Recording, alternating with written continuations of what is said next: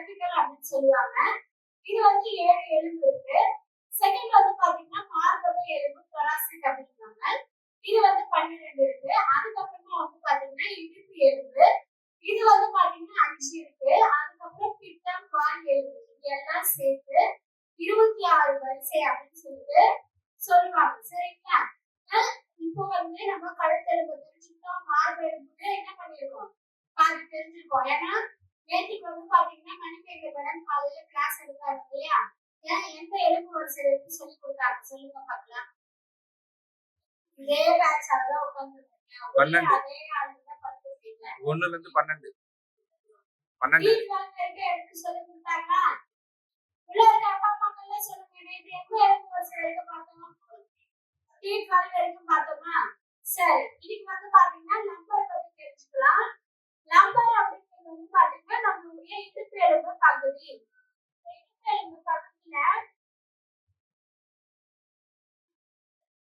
என்ன விஷயம் இருக்குன்னா, எல்லாருக்கும் வெயிட் இருக்கு இல்லையா? பாடி எந்த இடத்துல வெயிட் ஜாஸ்தியா இருக்கு? இடுப்பு எலும்புல தான் வெயிட் ஜாஸ்தியா இருக்கா? இல்ல, இந்த இடம் வெயிட்டா இருக்கா? இந்த வெயிட் எல்லாம் என்ன ஆகும்? ஒரு வெயிட் தூக்கி ஒரு இது மேல வச்சா என்ன ஆகும்? சின்ன வயசுல எல்லாருமே வந்து ஸ்கூல் புக்கு நோட்டுக்கெல்லாம் அட்டை போட்டுருப்பீங்க. அட்டை போட்டு என்ன பண்ணுவீங்க? கீழே தரையிலயோ பெட்லயோ லைனா அடுக்கி வச்சு அது மேல ஒரு வெயிட் தூக்கி வைப்போம். ஏன்னா அது என்ன ஆகணும்? அப்படியே படிமானம் ஆகணும்னு சொல்லிட்டு. அப்ப அந்த வெயிட் வைக்கும்போது என்ன ஆயிடும்? அழுத்தம் அடைஞ்சிடும் இல்லையா? அது மாதிரி நம்ம உடம்போட வெயிட் இந்த இடுப்பு எலும்பு மேல இருக்கும் போது என்ன ஆகுது அப்படின்னு பாத்தீங்கன்னா அப்படியே அழுத்தம் அடையும். இடுப்பு எலும்பு அப்படியே அழுத்தம் அடையும் போது ஒரு 40 வயசுக்கு மேல போறோம் அப்படின்னா இடுப்பு எலும்பு அழுத்தம் அடைஞ்சி அதனோட தொடர்புல இருக்கக்கூடிய உறுப்புகள் அழுத்தமாகி அதனுடைய பிரச்சனை தான் நிறைய பேருக்கு வராது. கால் வலி, முட்டி வலி சொல்றீங்கன்னா எதுக்கு? என்ன காரணம்? இடுப்பு எலும்பு லாஸ்ட் எலும்பு L5 டிஸ்க் பாதிச்சு அந்த பிரச்சனை தான் கால் வலி, முட்டி வலி, பாத வலி, வெரிகோஸ் வெயின் எல்லாமே. சரிங்களா? வயசாகும் போது இருமுனாலும் சரி, தும்முனாலும் சரி அப்படியே யூரின் வந்து காலோட வந்துடும். இல்ல காலைல எந்திரிக்கும் போதே ரெஸ்ட் போறதுக்கே காலோட என்ன ஆகும்? யூரின் வருது. அதே மாதிரி நாக்குல அடிக்கடி யூரின் பாஸ் பண்ணுது. இது மாதிரியான பிரச்சனை. அதாவது அடி உறுப்பு, வயிற்றுல இருக்கக்கூடிய அடி உறுப்பு சம்பந்தமான பிரச்சனைலாம் வயசாகும் போது அதிகமாவே வரும்.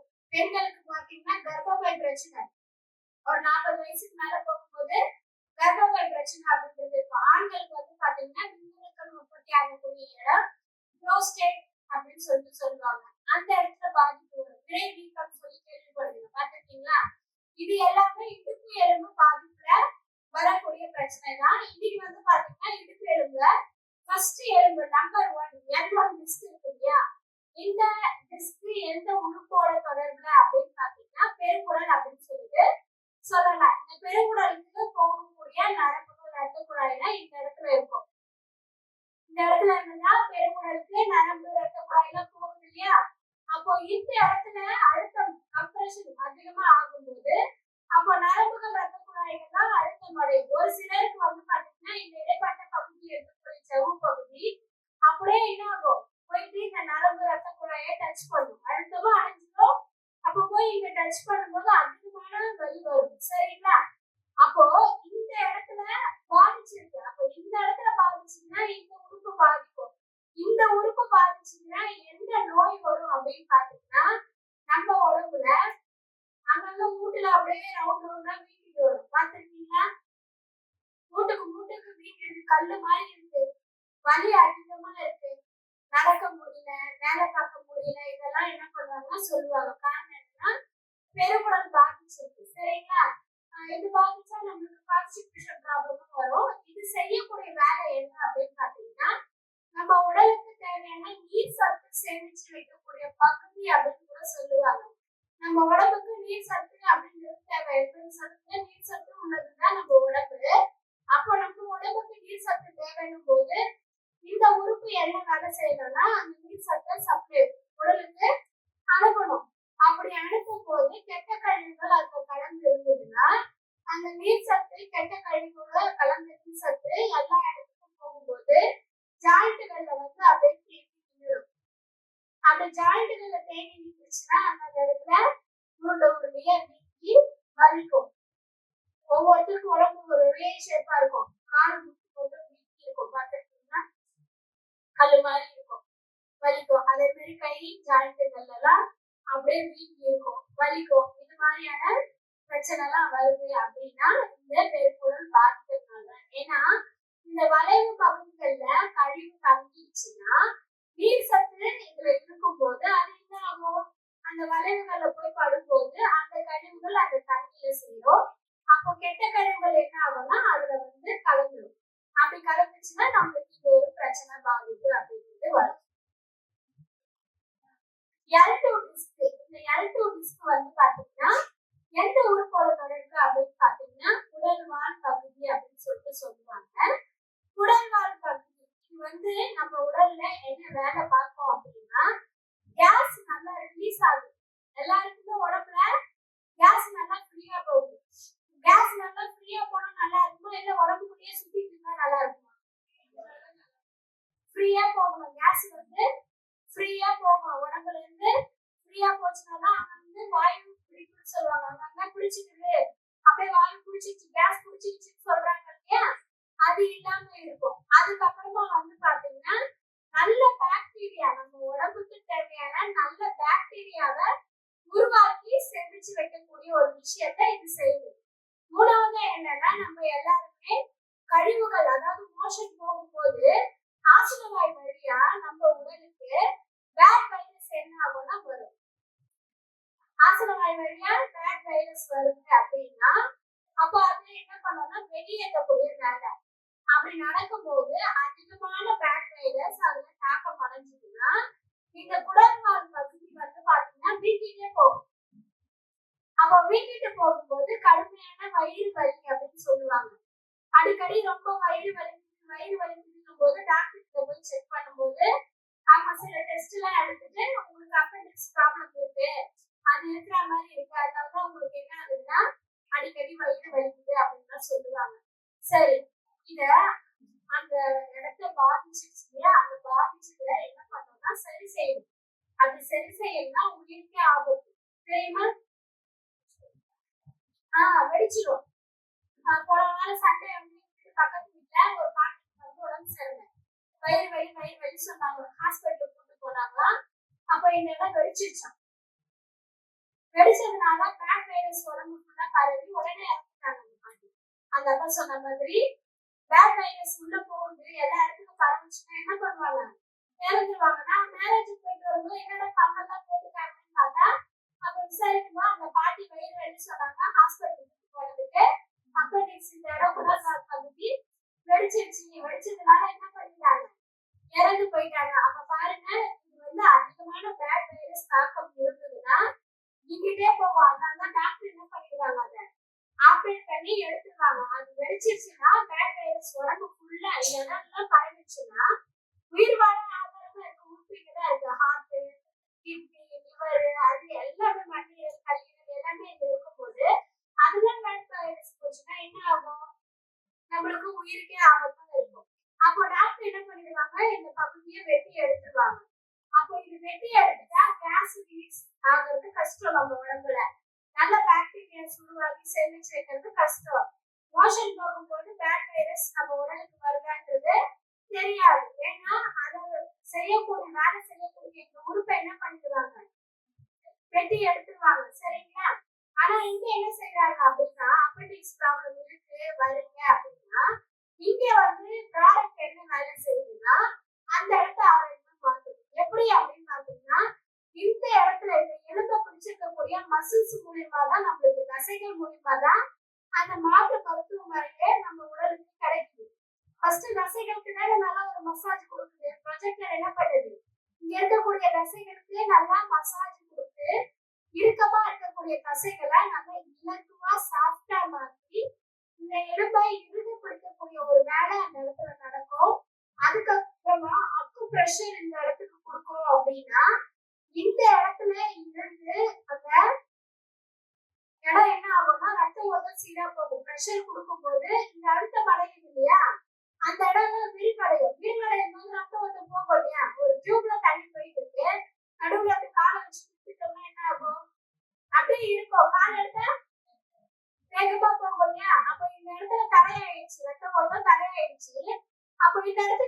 ப்ரெஷர் கொடுத்து அந்த இடத்த நீங்க எடுத்து விடும்போது அப்ப இந்த இடத்துல என்ன ஆகும்? அழுத்தம் அடைஞ்சதுன்னா நரம்பு ரத்த குழாயில விரிவடையும் போது இந்த இடத்துக்கு ரத்தம் நல்லா போகும். அதே மாதிரி இந்த இடத்துலதான் புதிய ரத்த உற்பத்தி இருக்கு, எலும்பு பச்சைன்னு சொல்லுவாங்க. அந்த இடத்துலதான் புது ரத்தமும் உற்பத்தி ஆகும். அப்போ அந்த இடத்துக்கு சீரான ரத்த ஓட்டம் கிடைக்கும். எஃப்ஐஆர் அப்படியே நல்லா ஊடுருவி உள்ள போயிட்டு இந்த இடத்துல இருக்கக்கூடிய கழிவுகளை கரைச்சி வெளியேற்றக்கூடிய ஒரு வேலைய செய்யும். அப்ப இந்த இடத்துல கழிவுகள் வெளியேறும், நல்ல ரத்தம் இந்த இடத்துக்கு சீரா பாயும். அதே மாதிரி மூலம் சொல்லக்கூடிய விஷயம் என்ன ஆகும்? தண்டுவடம் வழியா வந்து இந்த இடத்துல இருந்து இணைச்சோடி நரம்புகள் வழியா இந்த இடத்துக்கு கிடைக்கும் போது இந்த இடம் என்ன ஆகும்னா ஆரோக்கியமா இயங்கி வேலை பார்க்க ஆரம்பிக்கும். சரிங்களா? அப்போ இதை பாதிச்சதை இந்த வழி மூலியமாக சரிப்படுத்தணும். அப்போ இப்படி சரி பண்ணா இந்த உறுப்பு என்ன ஆகும்னா ஆரோக்கியமா மாறி அதனுடைய வேலையை என்ன பண்ணும்னா செய்ய ஆரம்பிக்கும். சரிங்களா? புரிஞ்சுதா? சரி, எல்டோ டிஸ்க் எந்த உறுப்போட தொடர்புல இருக்கு? அப்பெண்டிக்ஸ். சரி, L3 கர்ப்பப்பை, L4 வந்து புரோஸ்டேட். அதாவது L3 L4 இது ரெண்டுமே வந்து பாத்தீங்கன்னா பெண்களுக்கு கர்ப்பப்பை பிறப்புறுப்பு இருக்கக்கூடிய நரம்பு ரத்த குழாயில இந்த இடத்துல தான் இணைஞ்சிருக்கு. சரிங்களா? பெண்களுக்கு. அதே மாதிரி ஆண்களுக்கு வந்து பாத்தீங்கன்னா புரோஸ்டேட், அதுக்கப்புறம் பிறப்புறுப்புக்கு போகக்கூடிய நரம்பு ரத்த குழாய் எல்லாம் இந்த இரண்டு டிஸ்குகள்ல தான் இணைஞ்சி இருக்கு. அப்போ L3 பெண்களுக்கு வந்து கர்ப்பப்பைன்னு சொல்றோம், L4 வந்து ஆண்களுக்கு வந்து புரோஸ்டேட் அப்படின்னு சொல்றோம். இந்த இடத்துல பாத்துச்சுன்னா கண்டிப்பா கர்ப்பப்பை அப்படிங்கிற ஒரு உறுப்பு பாதிக்கும். இப்பெல்லாம் வந்து பாத்தீங்கன்னா அப்பெல்லாம் அந்த காலத்துல வயசாகும் போதுதான் இப்பெல்லாம் வந்து பாருங்க சின்ன வயசுல வருது. காரணம் என்னன்னா அதிக நேரம் உட்கார்ந்து வேலை பார்க்குது. உட்கார்ந்து வேலை பார்க்கறவங்க ஐடில இருக்கவங்க என்ன பண்றாங்க? 12 மணி நேரம், கிட்டத்தட்ட 12 மணி நேரம் உட்கார்ந்து வேலை பார்க்கும்போது இடுப்பெலும்பு அழுத்தம் கொடுக்கும்போது பெண்களுக்கு என்ன ஆகும்னா கர்ப்பப்பைக்கு சீரான ரத்த ஓட்டம் இல்லாம கர்ப்பப்பை பாதிக்கிறதுனால irregular periods வரும். அதுக்கப்புறமா நீர் கட்டி உருவாகுது அப்படின்னு சொல்லுவாங்க. கர்ப்பப்பையில நீர் கட்டி உருவாக்கி சரியான பீரியட்ஸ் வராம இருக்கிறது. ஹார்மோன்ஸ் சேஞ்ச் ஆகும். ஏன்னா கர்ப்பப்பைக்கும் மார்பகத்துக்கும் தொடர்பு இருக்கு. சரிங்களா? அப்ப கர்ப்பப்பை பாதிச்சுன்னா ஹார்மோன் சம்பந்தமான பிரச்சனை அப்படின்றது என்ன ஆகும்னா வரும். சரிங்களா? அப்ப பெண்களை பொறுத்த மட்டும் கர்ப்பப்பை சம்பந்தமான பிரச்சனை, குழந்தையின்மை பிரச்சனை இது மாதிரிலாம் இருக்கு அப்படின்னா அவங்களுக்கு இந்த L3 டிஸ்க் தான் பாதிச்சிருக்கு. அப்படி L3 டிஸ்க் பாதிச்சதுனால கர்ப்பப்பை அப்படிங்கிற உறுப்பு பாதிச்சு பெண்களுக்கு கர்ப்பப்பை சம்பந்தமான பிரச்சனை வரும். சரிங்களா? அதே நேரத்துல ஒரு சிலர் வந்து கர்ப்பப்பை எடுத்து போட்டுவாங்க. கர்ப்பப்பை இறக்கமா இருக்கு, அது இறங்கி போச்சு, அப்ப என்ன பண்ணணும்? எடுத்துடணும், இல்லைன்னா அது நிறைய பிரச்சனையும் உருவாக்கும் அப்படின்னு சொல்லிட்டு என்ன பண்ணுவாங்க? எடுத்துருவாங்க. கர்ப்பப்பை எடுத்துட்டாங்கன்னா உடல்ல இருக்கக்கூடிய ஒரு உறுப்பு எடுத்துட்டாங்கன்னா அந்த உறுப்பு செய்யற வேலை என்ன ஆயிடும்? இருக்காது உடம்புல. அப்போ ஏதோ ஒரு பிரச்சனை பார்த்து திரும்பி என்ன ஆகும்னா உடலுக்கு வரதான் செய்யும். அப்போ இருக்கக்கூடிய உறுப்பை ஆரோக்கியமா வச்சிருந்தா வாழக்கூடிய கடைசி காலம் வரைக்கும் எப்படி இருக்கலாம்னா எல்லாருமே ஆரோக்கியமா இருக்கலாம். L4 டிஸ்க் இது வந்து எந்த உறுப்போட தொடர்பு அப்படின்னா புரோஸ்டேட், ஆண்களுக்கு பின்னணுக்களை உற்பத்தி பண்ணி கொடுக்கக்கூடிய ஒரு உறுப்பு அப்படின்னு சொல்லுவாங்க. இது என்ன ஆகும்னா விந்தணுக்கள் உற்பத்தி ஆனாதான் ஆண்கள் உடல்ல என்ன ஆகும்னா ஒரு எனர்ஜெட்டிக் அப்படின்றது இருக்கும். சரிங்களா? விந்தணுக்கள் சரியா உற்பத்தி கிடைக்கலன்னா குழந்தையின்மை பிரச்சனை அப்படின்றதும் வந்து பாத்தீங்கன்னா உருவாகும். வயசாகும் போது ஆண்களுக்கு என்ன ஆகும்னா இந்த பாதிக்கும் போது விடை வீக்கம் அப்படின்னு சொல்லுவாங்க, ஹைட்ரோசல் அப்படின்னு சொல்லுவாங்க. அது மாதிரி வரும். அதுக்கப்புறம் யூரின் பாஸ் பண்ணும்போது அந்த இடத்துல அடைப்பு இருந்துச்சுன்னா ப்ளீடிங்கோட என்ன ஆகும்? யூரின் வரும், பிளட்டோட கலந்து வரும். பார்த்துருப்பாங்க ஒரு சில ஆண்கள்லாம் சொல்லுவாங்க யூரின் பாஸ் பண்ணும்போது பிளட் கலந்து வருது அப்படின்வாங்க. விடை வீக்கம் இருக்கு, நடக்க முடியல, ரொம்ப வலி பிரச்சனை எல்லாம் இருக்குறாங்கன்னா காரணம் என்னன்னா இந்த இடத்துல பாதிப்பு அப்படின்றது உருவாயிருக்கு. அப்போ குழந்தையின்மை பிரச்சனை இருக்குனாலும் அவங்களுக்கு இந்த இடம் பாதிச்சதுனால என்ன ஆகும்னா இருக்கும். ஏன்னா இப்ப கம்பல்சரி வந்து பாத்தீங்கன்னா 100ல வந்து ஒரு 80% பேர் வந்து ஐடி கம்பெனில வேலை பார்க்கறதுனால குழந்தையின்மை பிரச்சனை அப்படின்றது நிறைய பேருக்கு இருக்கு. அந்த காலத்துல எல்லாம் வந்து பாத்தீங்கன்னா ஒரு சிலருக்கு மட்டும்தான் குழந்தையின்மை பிரச்சனை இருக்கும். இப்போ 180% பேர் என்ன பண்றாங்க, குழந்தையின்மை பிரச்சனைக்காக ஹாஸ்பிட்டல்ல போய் ட்ரீட்மெண்ட் பண்ணுவாங்க. ஐவிஎஃப், ஐவிஎஃப் அப்படிங்கிறது கருமுட்டைய என்ன பண்ணுவாங்க, அதை கர்ப்பப்பையில செலுத்தி அது சக்சஸ் ஆகிறது அப்படின்னு நிறைய பிரச்சனை என்ன ஆகுதுன்னா உருவாகுது. அப்போ பெண்களுக்கும் ஆண்களுக்கும் சரி, இந்த இடத்துல அவங்களுக்கு பாதிப்பு இருந்துச்சுனால அவங்களுக்கு செக்ஷுவல் ரீதியான ப்ராப்ளமும் வரும், குழந்தையின்மை பிரச்சனையும் வரும், அந்த உறுப்பு சம்பந்தமான பிரச்சனையும் வரும். புரிஞ்சுதா? எல்ஃபைட்டிஸ் இது எந்த உறுப்போட தொடர்புனா கால். யாருக்கு கால் வலி, வலி, வெரிகோசைல் ப்ராப்ளம் இருக்கு, நல்லா கை கொடுக்குறாங்க, அப்பப்படாம நல்லா கை கொடுக்குறாங்க. அத பாருங்க, இருக்குன்னா ஒரு 4 பேர் தான் கை கொடுக்குறோம், வீட்டுல இருக்கலாம் இருக்கு இல்லையா? அப்ப என்ன காரணம்னா உங்களுக்கு எல்லாம் இந்த இடுப்பு லாஸ்ட் இயர் என்ன இருக்கு, அழுத்தம் அடைஞ்சிருக்கு. இங்க அழுத்தம் அடைஞ்சதுனால இந்த இடத்துல என்ன ஆகும்னா பாதிப்பு ஸ்டார்ட் ஆயிடும். சியாட்டிகா ப்ராப்ளம் சொல்லுவாங்க. காலுக்கு போற நரம்புகள்லாம் அழுத்தம் அடைஞ்சதுன்னா அவங்களால ஒரு ஸ்டெப் முன்னாடி வைக்க முடியாது, ரொம்ப பெயினா இருக்கும்.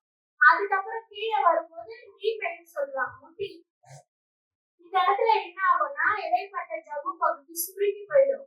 சுருங்கி போயிட்டு முட்டியில தேய்மானம் உருவாக்கி முட்டி வலி உருவாகும். ஏன்னா இடைப்பட்ட பகுதியில இந்த இடத்துல இருக்கக்கூடிய ஜவ்வு பகுதி மாதிரி இந்த இடத்துல இருக்கும். அந்த ஜவ்வு பகுதிக்கு ரத்தம் கிடைக்கலன்னா அப்படியே ட்ரை ஆயிடும். சுருங்கிட்டே வரும்போது எலும்பெல்லாம் ஒன்னோட ஒண்ணு உரைய ஆரம்பிக்கும். ஒரு சிலர் சொல்லுவாங்க, உட்காந்துட்டு எந்திரிப்போ முட்டியில சத்தம் கேட்குதுமா, அப்படியே கேப் தெரியுதுமா, முட்டியில கேப்பே எனக்கு தெரியுது நல்லா அப்படின்னாங்கன்னா அப்ப இந்த இடத்துக்கு ஃபுல்லா பிளட் சர்க்குலேஷன் இல்லை.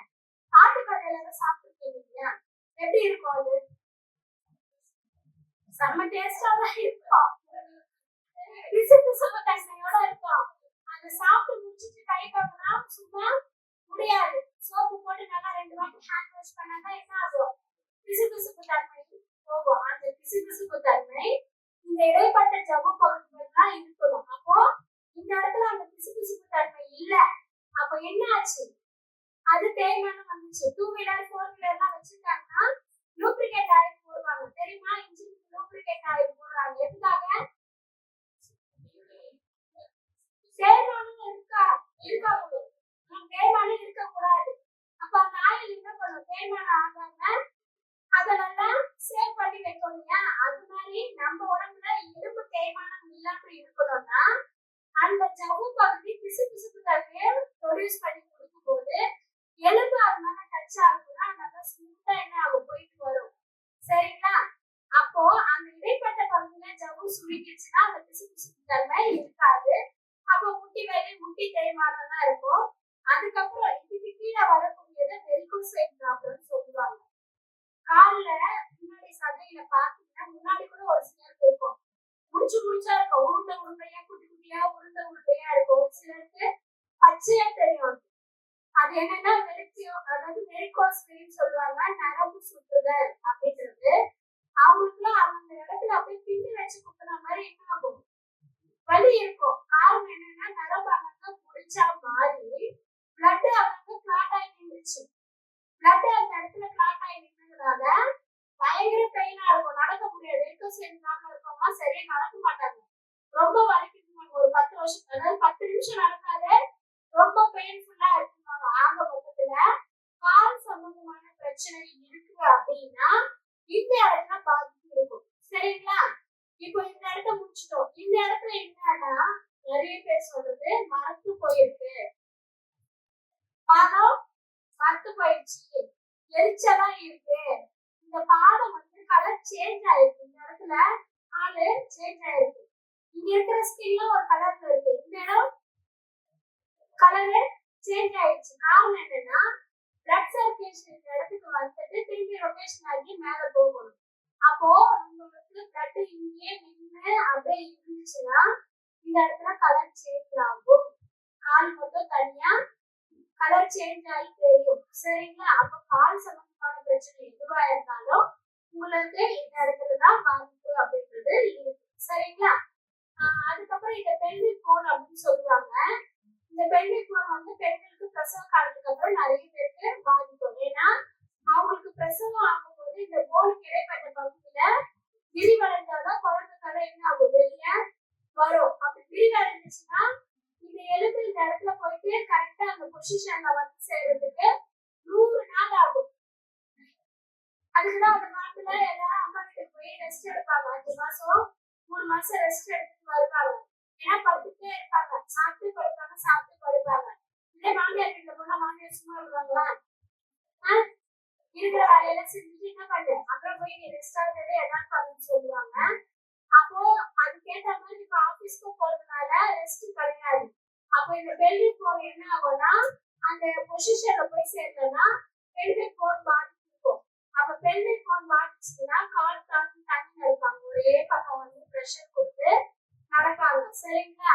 கால்ல செப்பல் வந்து ஒரே பக்கம் தேய்மானம் இருக்கும், ஒரு செப்பல் நல்லா இருக்கும், இன்னொரு பக்கம் வந்து அதிகமா தேய்மானம் இருக்கும். அப்போ பெல்விக் போன் பாதிப்பு இருக்கும், உட்கார முடியாது, நடக்க முடியாது, இந்த மாதிரியான பிரச்சனை எல்லாமே இருக்கும்.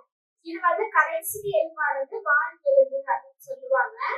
இந்த எலும்பு வந்து ரொம்ப மென்மையான பகுதி. இது வந்து பாத்தீங்கன்னா நம்மளுக்கு மோஷன் போற பகுதியோட தொடர்பு இருக்கு. ஆசன வாயின்னு சொல்லுவாங்க. அப்போ இந்த இடத்துல பாத்தீங்கன்னா நம்மளுக்கு motion problem, files problem, motion சரியா வராம இருக்கிறது, இது மாதிரியான பிரச்சனை எல்லாம் வருது. அப்போ நம்மளுக்கு மோஷன் சம்பந்தமான பிரச்சனை எல்லாம் இருக்குன்னா இந்த இடத்துல நம்மளுக்கு என்ன ஆகுதுன்னா சொல்லுவாங்க, ஒரு சைடா உட்காராதீங்க, காலுக்கு 2 பக்கமும் பேலன்ஸ் கொடுத்து நல்லா சரிசமமா உட்காருங்கன்னு சொல்லுவாங்க. சரிசமமா உட்காரும் போது இந்த எலும்பு பாதிக்காது. ஒரு சிலர்லாம் ஒரு பக்கமா சாஞ்சி உட்காருது, ஒரு பக்கம் கால் மேல கால் போட்டு உட்காருது, இதெல்லாம் பிரச்சனை எல்லாம் இருக்குன்னா இந்த இடம் எல்லாமே பாதிக்கிறதுக்கு வாய்ப்பு இருக்கு. சரிங்களா? இது வந்து எலும்பு வரிசை ஃபுல்லா என்ன பண்ணிருக்கீங்கன்னா தெரிஞ்சுக்கிட்டீங்க.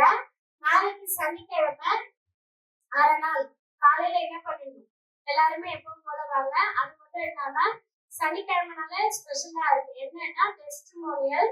அது மட்டும் இல்லாம திங்கட்கிழமையில இருந்து சனிக்கிழமை வரைக்கும் லீவ் போடாம வந்தவங்களுக்கு என்ன இருக்கு, அடுத்த மண்டே ஸ்பெஷல் மோடுன்றத எடுத்துக்கலாம். சரிங்களா? அதனால வாரத்துல கடைசி நாள் லீவ் நம்ம என்ன பண்ணக்கூடாது, போடாம முழுமையா வந்து ஸ்பைனை வந்து பராமரிச்சுட்டு போகணும்.